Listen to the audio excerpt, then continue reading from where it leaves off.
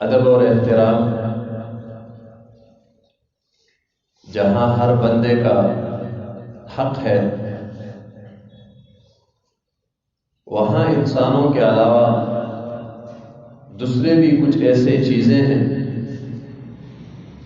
جن کا ادب اور احترام کرنا انسان کے لیے ضروری ہے۔ بعض چیزوں کا ادب اور احترام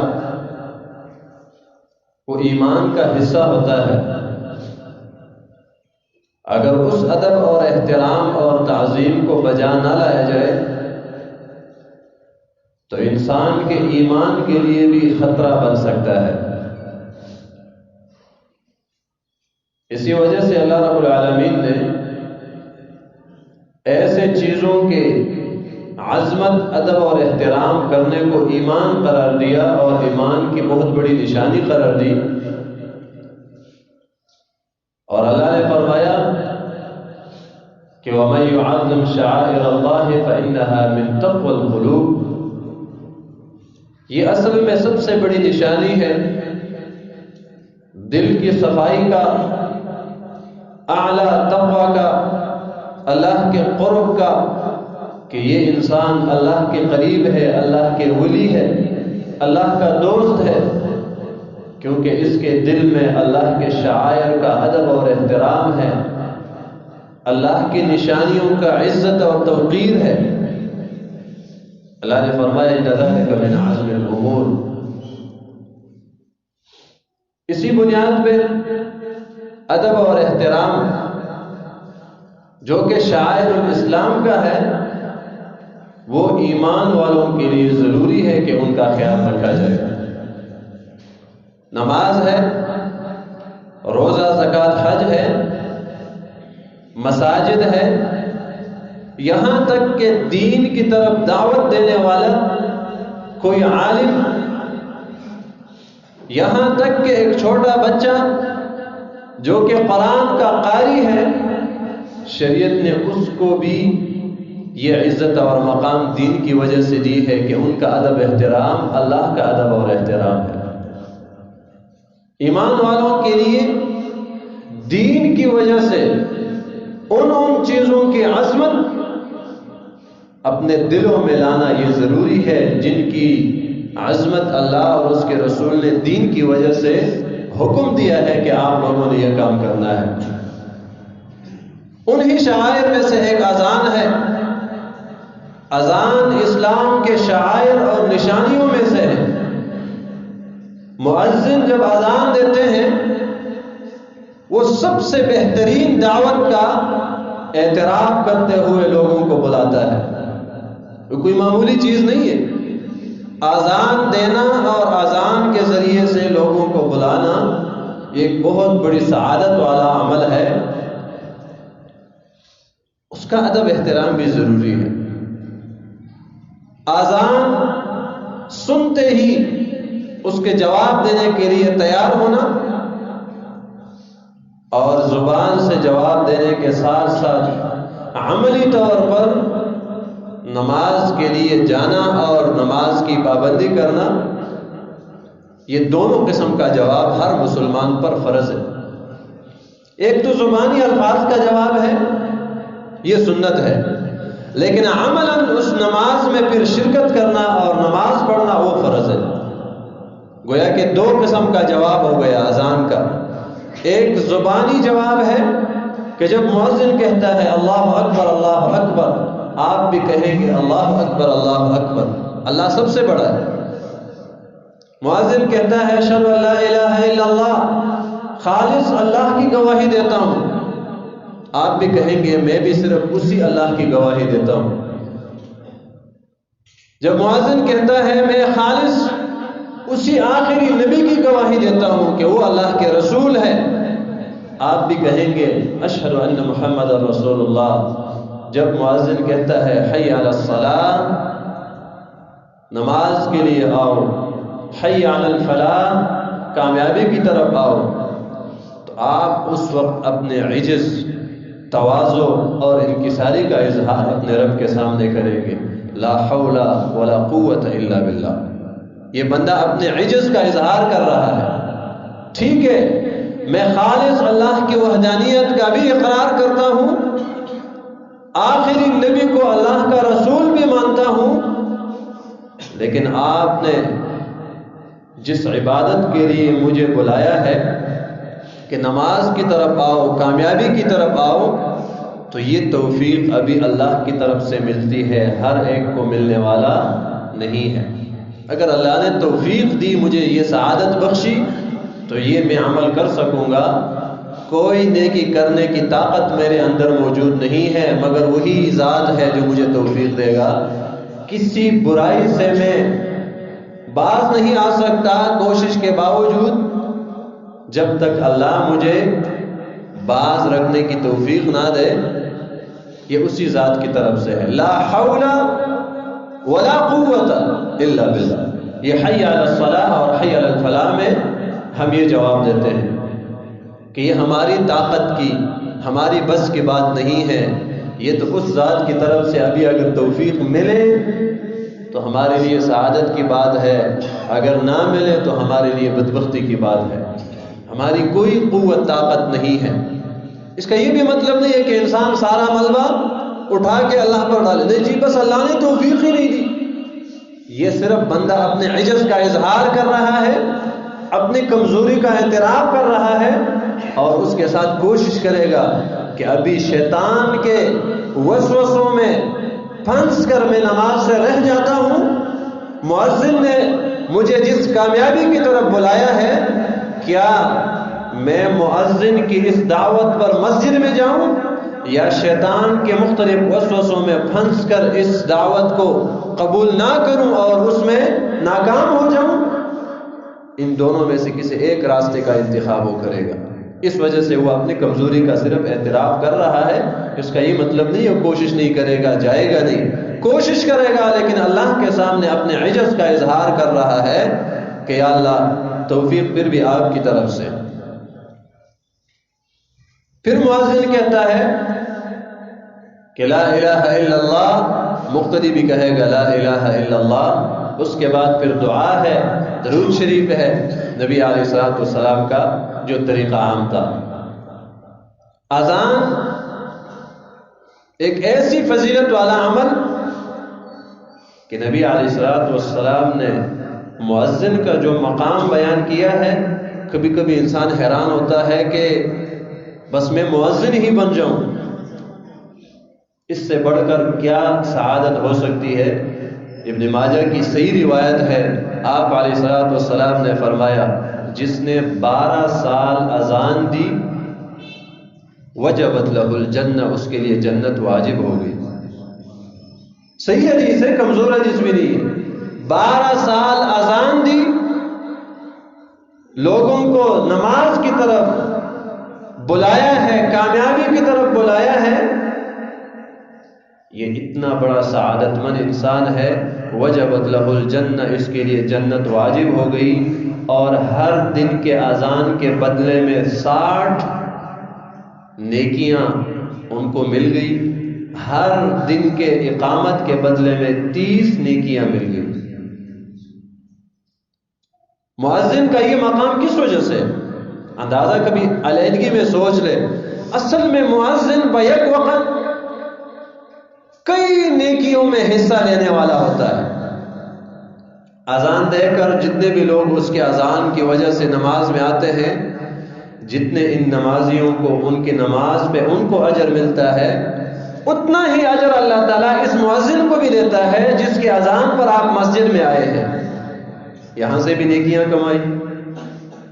ہر روز ایک بندہ جب اذان دیتا ہے، وہ پہلی تکبیر کے ساتھ نماز پڑھنے والا ہوتا ہے، اور آپ علیہ الصلوۃ والسلام نے فرمایا جس نے 40 دن پہلی تکبیر کے ساتھ نماز پڑھی، کتب لہ براءتان، جہنم سے بھی بری اور منافقت سے بھی یہ بری ہو گیا۔ یہ منافق بھی نہیں ہے اور جہنمی بھی نہیں ہے، اس سے بڑھ کر سعادت کیا ہے؟ مؤذن جب اذان دیتے ہیں، ظاہری بات ہے وہ پہلی تکبیر کے ساتھ اذان نماز پڑھے گا، اور 40 دن نہیں، وہ مسلسل کرتا رہتا ہے، تو منافقت سے بھی اللہ نے ان کو بری کر دیا، اور آخرت میں اللہ تعالیٰ جہنم جہنم سے بھی بری کرے گا۔ یہ کتنی بڑی سعادت کی بات۔ آپ علیہ السلام نے فرمایا کہ جو مسجد میں اذان کے بعد نماز کے انتظار میں بیٹھا رہے، ملائکہ ان کے لیے مغفرت کی دعائیں کرتے ہیں جب تک بے وضو نہ ہو جائے۔ وضو کی حالت میں نماز کے انتظار میں بیٹھا رہنا، ملائکہ ان کے لیے دعائیں اللہ رب العالمین سے کرتے ہیں۔ مؤذن جب آ جاتا ہے اذان دینے کے بعد کیا کرتے ہیں؟ اذان دینے کے بعد انتظار میں ہوتا ہے، نماز کا ٹائم ہو جائے، اقامت ہو جائے، نماز پڑھے گی۔ یہ ملائکہ کی دعاؤں میں اصل میں شریک ہے، دوسروں کی دعاؤں میں یہاں یہ بیٹھے ہوئے ہیں اور ان کے لیے ملائکہ جو ہے دعائیں کرتے ہیں۔ نبی علیہ السلام کی صحیح حدیث سے آپ علیہ السلام نے فرمایا، ابو سعید خدری فرماتے ہیں رضی اللہ تعالی عنہ، ایک بندے سے کہتے ہیں کہ آپ ذرا بکریوں کے ساتھ جنگل میں رہنا پسند کرتے ہو؟ تو جب بھی اذان نماز کا ٹائم ہو جائے نا تو بلند آواز سے آپ نے اذان کہنا ہے، کیونکہ جس جگہ پر انس اور جن یا کوئی بھی چیز جہاں تک آپ کی آواز جائے وہاں تک آپ کے لیے یہ چیزیں کل قیامت کے دن گواہی دیں گی۔ ابھی تو لاؤڈ سپیکر ہے، اس پر اذان دے تو کہاں سے کہاں تک آواز پہنچ جاتی ہے۔ جن اور انس اور جس چیز پر یہ آواز جائے، قیامت کے دن اس بندے کے لیے اس کے ایمان، اس کے عقیدے کی گواہی دیتے ہیں۔ یا اللہ، یہ بندہ دنیا میں یہ گواہی دے رہا تھا کہ محمد علیہ السلام اللہ کے رسول ہے اور خالص اللہ جو ہے ہی عبادت کے لائق ذات ہے۔ یہ تو توحید کا دعوت دینے والا تھا۔ کتنی بڑی سعادت ہے۔ ایک روایت میں ہے کہ ہر خشک اور تر چیز مؤذن کی آواز جس جگہ پر بھی جائے وہاں تک ہر خشک اور تر چیز ان کے لیے مغفرت کی دعائیں کرتے ہیں۔ ہر خشک تر چیز ان کے لیے مغفرت کی دعائیں کرتے ہیں۔ نبی علیہ السلام کی کئی حدیثیں ہیں۔ قیامت کے دن نبی علیہ السلام نے مؤذنین کے لیے جو سعادت اور کامیابی کی بات کی ہے کہ عزت کے ساتھ ہوگا، احترام کے ساتھ ہوگا، اور مؤذنین جو ہے یہ لمبے گردن والے ہوں گے۔ یہ لمبے گردن کا مطلب یہ ہے، ایک معنی وہاں یہ بھی کیا جاتا ہے کہ جنت میں جلدی جانے والے ہوں گے، ایک معنی یہ بھی ہے کہ قیامت کے دن کے بارے میں سب کو علم ہے کہ ہر انسان اپنے اپنے گناہوں کی وجہ سے پسینوں میں ہوگا۔ ایسے لوگ بھی ہوں گے، نبی علیہ السلام کی حدیث میں ہے کہ ان کے منہ تک وہ پسینے میں ڈوبا ہوا ہوگا۔ بعض لوگ ان کے سر کے اوپر تک پسینوں میں ہوگا، یعنی پسینے میں مکمل طور پر ڈوبا ہوا ہوگا۔ ہر بندہ اپنے اپنے پسینوں میں ڈوبا ہوگا۔ تو مؤذن کا جب گردن لمبی کر دی جاتی ہے، مطلب کیا ہے؟ انسان ہے، ان سے خطائیں ہوتی ہے، ان کی گردن کو اوپر کر دیا جاتا ہے تاکہ ان کا سر اس پسینے میں نیچے نہ رہے، مزید اوپر ہو۔ آپ کسی دریا میں کسی سائڈ پر آپ غسل کرتے ہیں تو آپ کوشش یہ کرتے ہیں کہ میرا سر جو ہے پانی سے باہر ہو، سانس بند نہ ہو جائے۔ یہ اسی طرح عزت اور احترام کی بات ہے کہ قیامت کے دن اللہ کی طرف بلانے والا کوئی معمولی شخص نہیں ہے۔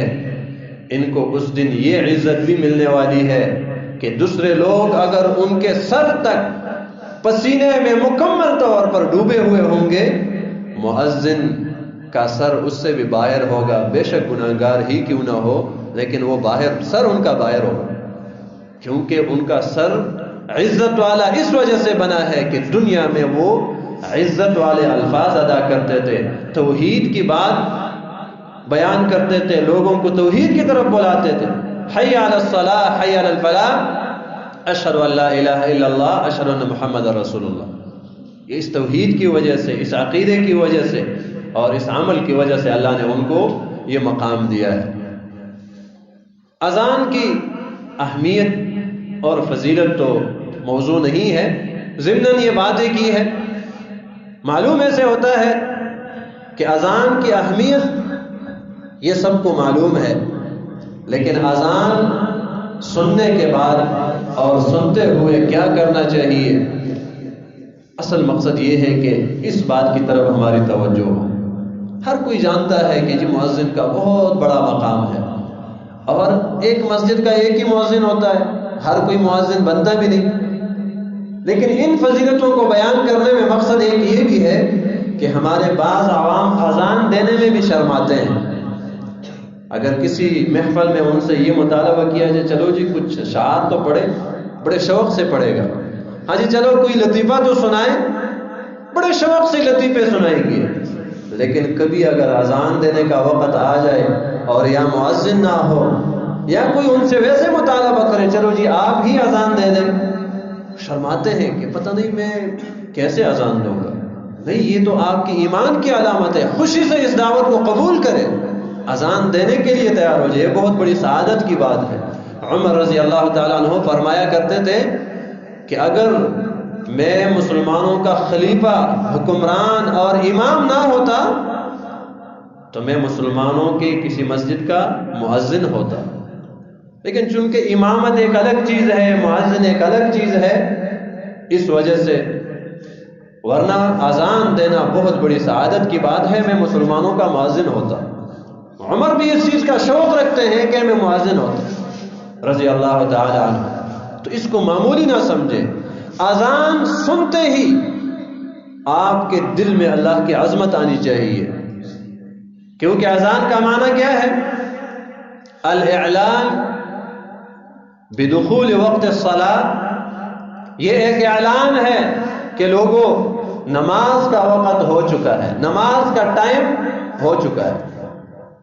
اس میں کوئی اشکال ہے، کوئی اختلاف ہے کسی کا بھی نہیں، سب کے ہاں یہ چیز معروف ہے۔ اذان کا مقصد یہ ہے کہ نماز کا ٹائم داخل ہو چکا ہے، بس ابھی آپ نماز پڑھ سکتے ہیں۔ اگر آپ قریب ہے، آپ کا کوئی عذر نہیں ہے، مسجد میں نماز کے لیے تشریف لائے، نماز کا ٹائم داخل ہو چکا ہے، یہ اذان کا مقصد۔ ابھی آپ دو قسم کے جواب دیں گے اس اذان کے، ایک زبان سے اس کے الفاظ ادا کریں گے اور دل میں عظمت کے ساتھ اس کے الفاظ ادا کریں گے، ادب اور احترام سے آپ پیش آئیں گے، ان کا مذاق نہیں اڑائیں گے، نقل بھی ان کے نہیں اتاریں گے مذاق اڑاتے ہوئے، یہ جرم ہے اور یہ کبیرہ گناہوں میں ہے، اور بعض مرتبہ ایسا مذاق اور اس طرح الفاظ ادا کرنا اس کے خلاف، یہ بعض مرتبہ انسان کے ایمان کے لیے بھی سب سے خطرناک چیز بن جاتی ہے۔ ایک بندہ ہے مسواک نہیں کرتا، مثلا مثال بیان کرتے ہیں، ٹھیک ہے نہ کرے، ایک سنت طریقہ ہے، اگر آپ کریں گے ثواب ملے گا، اگر آپ نہیں کرتے تو آپ گناہگار نہیں ہیں، لیکن ایک بندہ ویسے ہی مسواک کا مذاق اڑاتے ہیں، او جی دیکھو جی یہ ویسے مولویوں نے ایک چیز بنایا ہے، یہ بس پتہ نہیں اس دین میں یہ کیا چیز نکلی ہے۔ آپ اس بات پر کفر کی حد تک پہنچ سکتے ہیں، کفر میں داخل ہو سکتے ہیں۔ ایک بندہ ہے، ٹھیک ہے وہ داڑھی نہیں رکھتا، کاٹتے ہیں یا شیو کرتے ہیں، گناہگار ضرور ہے، لیکن ایک گناہ ہے نا، لیکن ایک بندہ اس کا مذاق اڑاتے ہیں، او جی یہ کیا لمبی لمبی داڑیاں رکھی ہے، وہ داڑھی کی کیا اہمیت ہے جی، داڑھی کی کیا حیثیت ہے، یہ تم لوگوں نے صرف داڑھی میں ہی اسلام کو رکھا ہے۔ یہ باتیں آپ کی بہت خطرناک ہے، گناہ اپنی جگہ پر ہے، داڑھی نہ رکھنا وہ ایک الگ گناہ ہے، لیکن اگر داڑھی کا آپ مذاق اڑاتے ہیں تو اس بات پر، اس مذاق پر آپ کفر میں داخل ہو سکتے ہیں، انسان کافر بھی ہو جاتا ہے۔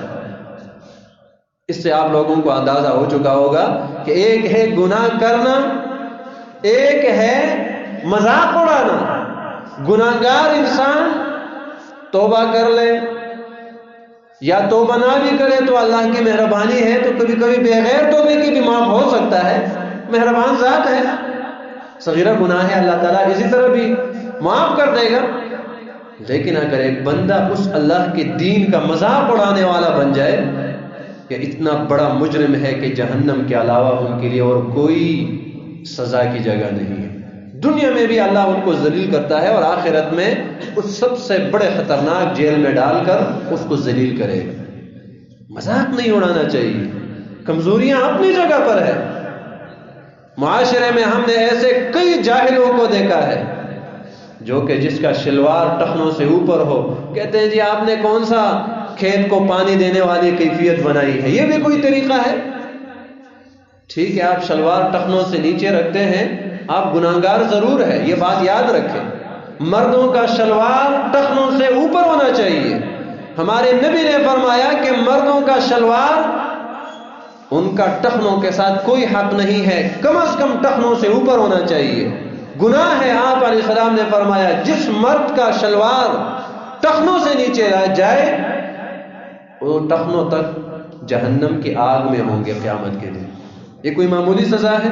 آپ علیہ السلام نے فرمایا قیامت کے دن ایسے بندے کو اللہ تعالیٰ رحمت کی نظر سے نہیں دیکھے گا، اس کو پاک بھی نہیں کرے گا، اور ان کے لیے دردناک عذاب ہے جس کا شلوار ٹخنوں سے نیچے جائے۔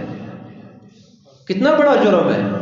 ٹھیک ہے ایک بندے کی کمزوری ہے، ویسے شلوار نیچے چلا جائے یا اوپر کرنے کی کوشش کرتا ہے پھر شلوار نیچے جائے، گناہگار ضرور ہے لیکن کافر تو نہیں ہے نا۔ ایک بندہ اس کا مذاق اڑاتے ہیں، وہ جی تم لوگوں نے یہ کون سا شلوار اتنا اوپر کیا ہے، آپ کوئی کھیت کو پانی دینے کے لیے جا رہے ہیں، یہ کون سا کیچڑ بنا ہوا ہے کہ آپ نے شلوار کو اتنا اوپر کیا ہے۔ اس بات پر آپ کفر میں بھی داخل ہو سکتے ہیں، کیونکہ ابھی آپ ایک پیغمبر کے طریقے کا مذاق اڑانے لگ گئے۔ مذاق نہ اڑائیں۔ آپ کسی بڑے، کسی چودھری، کسی حکمران کی بات کا مذاق اڑا کر آپ مجرم بن سکتے ہیں۔ پوری انسانیت کی خیرخواہی کرنے والے، رحمت للعالمین، آخری نبی، جن کا مقام اور مرتبہ تمام انبیاء کرام سے بڑھ کر ہے، ان کے طریقوں کا مذاق اڑانے والا مجرم نہیں ہو سکتا۔ ٹھیک ہے آپ رفع الیدین نہیں کرتے، نہ کرے۔ نماز میں آپ علیہ السلام کا سنت طریقہ ہے، آپ علیہ السلام جب نماز کے لیے کھڑے ہوتے تو اپنے دونوں ہاتھوں کو کندھے تک یا کانوں تک اٹھایا کرتے تھے، اللہ اکبر کہتے۔ پھر جب رکوع کے لیے جاتے تو آپ علیہ السلام پھر اپنے ہاتھوں کو کندھوں تک یا کانوں تک اٹھایا کرتے تھے۔ پھر جب رکوع سے سر اٹھاتے تو آپ علیہ السلام اپنے دونوں ہاتھوں کو کندھوں یا کانوں تک برابر کرتے۔ ایک سنت طریقہ ہے۔ عبداللہ بن عمر والی روایت میں ہے کہ آپ علیہ السلام نے اس کو نماز کی خوبصورتی قرار دی ہے، اور آپ علیہ السلام نے فرمایا کہ جب آپ ایک مرتبہ ہاتھ اٹھائیں گے ایک انگلی پر 10 نیکیاں ملے گی، ایک نیکی ملے گی، اور ایک کو اللہ تعالیٰ بڑھا کر 10 دیتے ہیں نا، تو کتنی ہو گئی؟ ایک بندے کی 10 انگلیاں ہیں، ایک مرتبہ ہاتھ اٹھانے پر 10 نیکیاں مل گئی، اس 10 کو 10 میں ضرب دو، 100 نیکیاں آپ کو ایک مرتبہ ہاتھ اٹھانے پر مل گئی۔ تو جو صرف تکبیرۃ الاحرام پہلے تکبیر میں ہاتھ اٹھاتے ہیں اس کو صرف یہ 10 نیکیاں مل گئی، اور جو اس کے بعد نہیں کرتے وہ باقی نیکیوں سے محروم ہو گئے۔ اگر آپ نہیں کرتے تو نیکیوں سے محروم ہو گئے، ٹھیک ہے آپ گناہگار تو نہیں ہوں گے، لیکن کم از کم ان کا مذاق تو نہ اڑائے۔ او جی تم لوگوں نے یہ کیا جانوروں کے دموں کی طرح ہاتھ اوپر نیچے کرتے ہو، کتنا بڑا جرم ہے، آپ اتنے بڑے جرم کا ارتکاب کر رہے ہو کہ اس لفظ پر ہو سکتا ہے کہ آپ ایمان سے بھی محروم ہو جائے اور جہنم والوں میں سے بن جائے۔ کیا آپ نے اپنے نبی علیہ السلام کی یہ حدیث نہیں سنی؟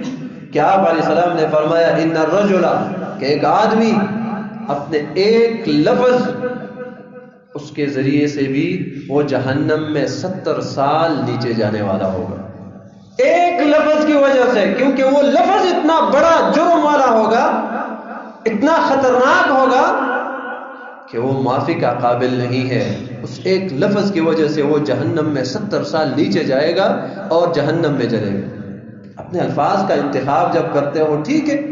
قرآن میں جب منافقین نے صحابہ کرام کا مذاق اڑایا، ایک منافق آ کر کیا کہتے ہیں، یا رسول اللہ ہم تو ویسے ہنسی کھیل مذاق کر رہے تھے، ہم نے تو اللہ کی قسم ہم نے دل سے مذاق اڑانے کا ارادہ کیا ہی نہیں تھا، ہمارا مقصد مذاق اڑانا نہیں تھا، بس ویسے زبان پہ ہنسی مذاق کھیل تماشے کے لیے ہم نے چند الفاظ ادا کیے کہ یہ ہمارے قاری حضرات جو ہے کھانا زیادہ کھاتے ہیں اور جب جہاد کا موقع آتا ہے تو پھر سستی کرتے ہیں۔ اس میں نبی علیہ السلام کا بھی ان لوگوں نے مذاق اڑایا تھا۔ اللہ رب العالمین نے کیا فرمایا کہ میرے نبی ان لوگوں سے کہیے قل اب اللہ وآیاتہ ورسولہ کنتم تستہزئون، وہ مذاق کے لیے اور کوئی چیز آپ کو نہیں ملا؟ ہنسی مذاق کھیل تماشا اپنے مجلس میں گپ شپ لگانے کے لیے اللہ اور اس کے رسول قرآن کریم کی آیات نبی کے طریقے ہی رہ گئے تھے اور کوئی چیز مذاق کے لیے آپ کے پاس نہیں تھا؟ قل اب اللہ وآیاتہ ورسولہ کنتم تستہزئون لا تعتذروا، ابھی اس طرح چیزوں میں کوئی عذر تلاش نہ کرو، اس طرح چیزوں میں عذر نہیں مانی جاتی۔ قد کفرتم بعد ایمانکم، تم لوگوں نے کفر کیا ہے اپنے ایمان کے بعد۔ مذاق ایک چیز کی ہوتی ہے، عام چیزیں تھوڑی ہے کہ آپ مذاق میں پھر دین کو بھی مذاق میں شامل کرتے ہو۔ وہ نبی کے طریقے، ٹھیک ہے اختلاف اپنی جگہ پر ہے، آپ جس مسلک میں ہیں ٹھیک ہے، لیکن اس کا یہ مطلب تو نہیں ہے کہ آپ اپنے مسلک کی تعصب کے بنیاد پر نبی کے طریقوں کا مذاق اڑانا شروع کریں۔ ایسا نہ کریں، یہ انسان کے لیے انتہائی خطرناک ہے۔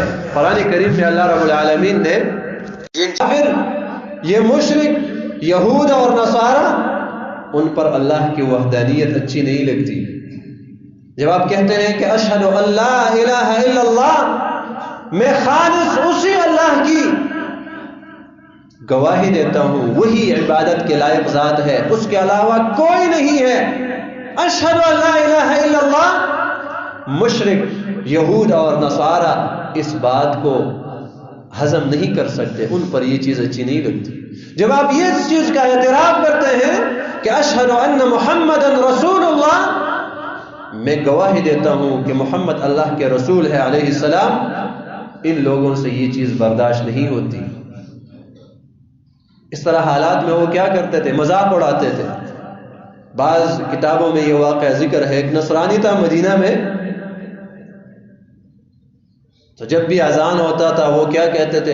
حرق الکاذب، وہاں مؤذن کہتا تھا اشہد ان محمد رسول اللہ، میں گواہی دیتا ہوں کہ محمد علیہ السلام اللہ کے رسول ہے، تو یہ نصرانی کہا کرتے تھے حرق الکاذب، وہ جھوٹا جو ہے وہ ہلاک ہو جائے، تباہ ہو جائے، یعنی محمد علیہ السلام اللہ کے رسول نہیں ہے، جھوٹا ہے، وہ جھوٹا ہلاک ہو جائے، جل جائے۔ ایک دن اسی کی لونڈی تھی یا خادمہ تھی، آگ لے کر آ رہی تھی گھر پہ، اور اس آگ کا کچھ حصہ ان سے گر گیا، پورے گھر کو آگ لگ گئی، اپنے اہل و عیال سمیت جل گیا۔ وہ جو بددعا مؤذن کو اور نبی علیہ السلام کو کر رہے تھے، وہ بددعا اسی کے حق میں قبول ہو گئی، وہ خود تباہ ہو گیا۔ اذان کا مذاق نہیں اڑانا چاہیے، یہ مذاق کے لیے نہیں ہے۔ وَإِذَا نَادَيْتُمْ إِلَى الصَّلَاةِ اتَّخَذُوهَا هُزُوًا وَلَعِبًا، اللہ نے کیا فرمایا؟ ذَلِكَ بِأَنَّهُمْ قَوْمٌ لَا يَعْقِلُونَ، یہ تو ایسے جاہل لوگ ہیں، ان میں عقل ہی نہیں ہے، جو اللہ کی وحدانیت کا مذاق اڑاتے ہیں۔ جس جگہ پر اللہ کی توحید کا بیان ہو، جو اللہ کی طرف تمہیں بلائے، کامیابی کی طرف بلائے، تم لوگ اس اذان کا مذاق اڑاتے ہو۔ جو اللہ کی عظمت کی بات ہے اس کو دل میں عظمت دینا چاہیے، اس کو ادب اور احترام دینا چاہیے، اور تم اس کا مذاق اڑاتے ہو۔ یہ اس بات کی دلیل ہے کہ آپ عقل سے عاری ہے، آپ کے اس کوپڑی میں عقل نہیں ہے۔